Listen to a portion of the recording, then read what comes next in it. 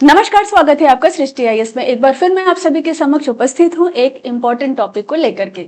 22 अप्रैल को जो पहलगाम आतंकी हमला हुआ था, जिसके बाद ही भारत में जो सीसीएस की मीटिंग हुई, उसके बाद 5 महत्वपूर्ण फैसले लिए गए, जिसमें पहला महत्वपूर्ण फैसला है इंडस वाटर ट्रीटी को स्थगित कर दिया गया। दूसरा जो महत्वपूर्ण फैसला है कि अटारी चेक पोस्ट को बंद कर दिया गया। तीसरा महत्वपूर्ण फैसला यह है कि पाकिस्तान के नागरिकों को जो सार्क वीजा दिया जाता था उसे भी बंद कर दिया गया। साथ ही यह भी कहा गया कि सार्क वीजा पे जो पाकिस्तानी नागरिक भारत में आए हैं उन्हें 48 घंटे के अंदर देश को छोड़ना पड़ेगा। ये तो हुआ तीसरी बात। चौथा जो महत्वपूर्ण फैसला लिया गया कि जो पाकिस्तानी मिलिट्री डिप्लोमेट्स भारत में हैं उनके खिलाफ पर्सोना नॉन ग्रेटा का नोट उन्हें थमाया गया, यानी उन व्यक्तियों को 7 दिन के अंदर देश छोड़ना पड़ेगा। और अंतिम बात यह है कि इस्लामाबाद में जो मिलिट्री डिप्लोमेट्स हमारे हैं उन्हें भी वापस बुलाया गया। तो इस तरह भारत सरकार ने 5 महत्वपूर्ण फैसले लिए। अच्छा, इसके बाद पाकिस्तान ने क्या किया?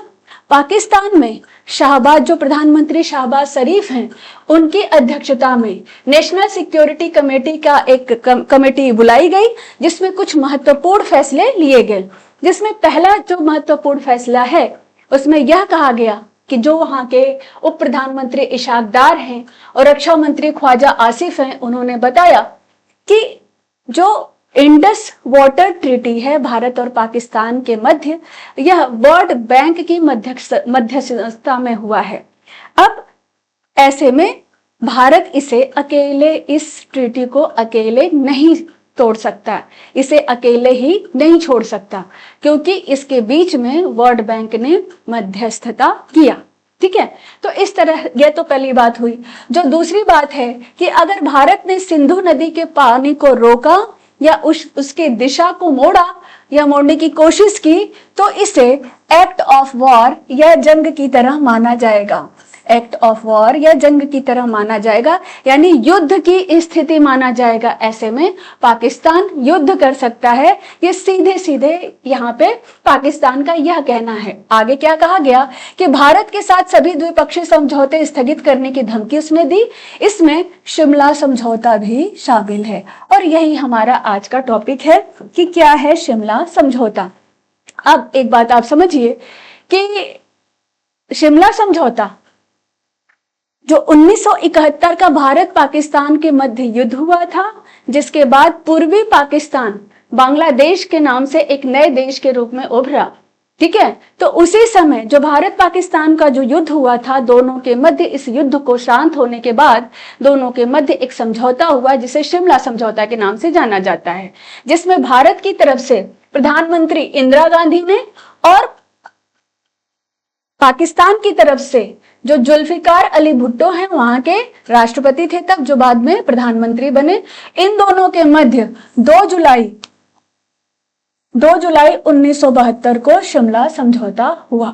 और उसमें कुछ महत्वपूर्ण निर्णय लिए गए, फैसले किए गए, जिसमें जो पहला फैसला है कि दोनों देश आपसी विवाद को शांतिपूर्ण ढंग से सुलझाने का प्रयास करेंगे। जो दूसरा फैसला था कि सभी मुद्दे बातचीत करके हल करेंगे और ऐसे में किसी तीसरे देश या किसी तीसरे संगठन की कोई भूमिका नहीं होगी।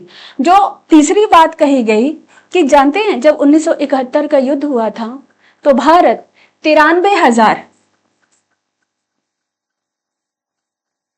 पाकिस्तानी सैनिकों को बंदी बना लिया था और साथ ही पाकिस्तान के 13,000 वर्ग किलोमीटर क्षेत्र पर भी कब्जा कर लिया गया।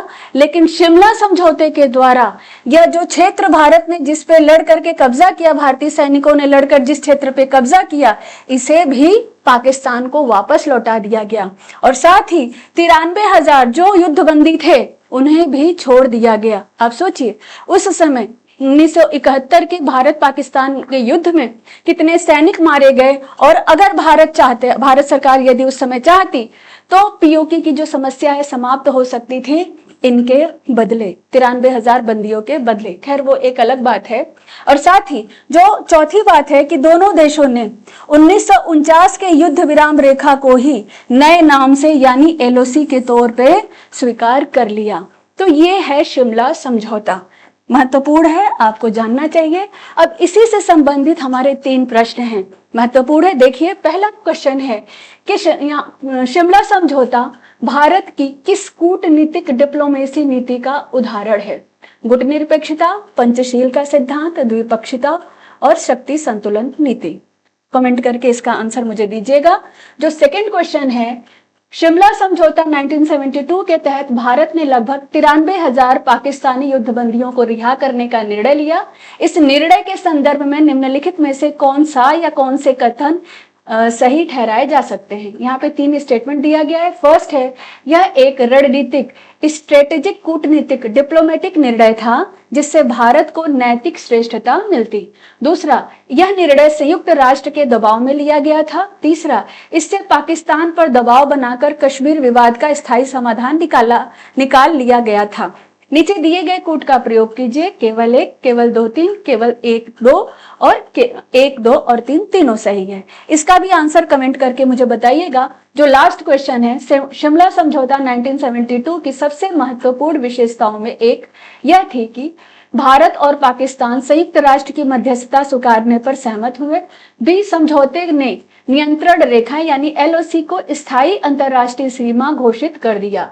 सी, भारत और पाकिस्तान ने सभी द्विपक्षीय मुद्दों को शांतिपूर्ण वार्ता से हल करने की प्रतिबद्धता जताई। डी, यह समझौता संयुक्त राष्ट्र महासभा के देखरेख में हस्ताक्षरित हुआ।